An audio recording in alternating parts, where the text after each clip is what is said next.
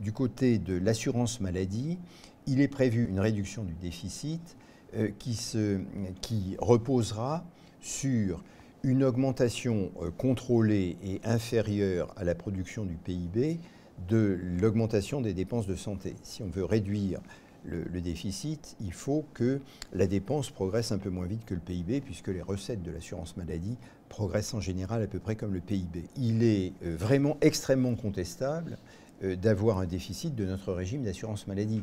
C'est absurde, c'est aussi absurde de financer les remèdes par l'emprunt à long terme que de financer nos dépenses d'alimentation par emprunt à long terme. Aucun de nos voisins ne le fait. Donc il faut absolument sortir de ce déficit. Et nous n'y sommes pas encore. Le deuxième sujet, c'est le sujet des retraites.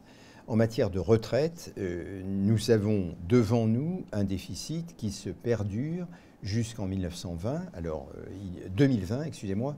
Il est moins important que ce qu'on avait craint en 2020, mais il est toujours là. Et il va augmenter dans les années suivantes. Donc il faut faire disparaître ce déficit. Pourquoi ? Parce que là, nous avons une question de principe qui se pose, qui est que nous avons choisi le système des retraites par répartition. Ce système n'est équitable vis-à-vis des actifs que si une règle stricte est appliquée, les retraites de l'année sont payées par les cotisations de l'année.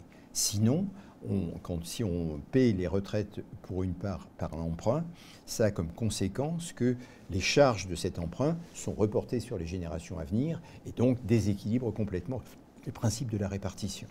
Comme nous avons un système de répartition, nous devons absolument nous y tenir. Enfin, il y a le problème de l'assurance chômage qui reste posé et pour lequel le président a prévu qu'une réforme soit conduite.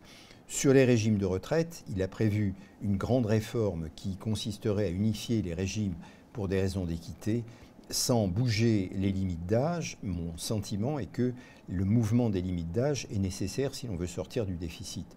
Naturellement, dans une réforme plus globale, on peut imaginer que d'autres, si je puis dire, des transferts de régime à régime soient concevables.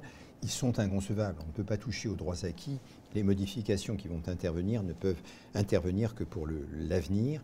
Et donc, il faudrait, me semble-t-il, dans ce domaine, qu'on applique ce qu'ont appliqué tous nos voisins, c'est-à-dire un relèvement de l'âge de la retraite autour de 65 ans et un nombre d'annuités de cotisation pour avoir une cotisation à taux plein qui soit plus élevé qu'il ne l'est aujourd'hui.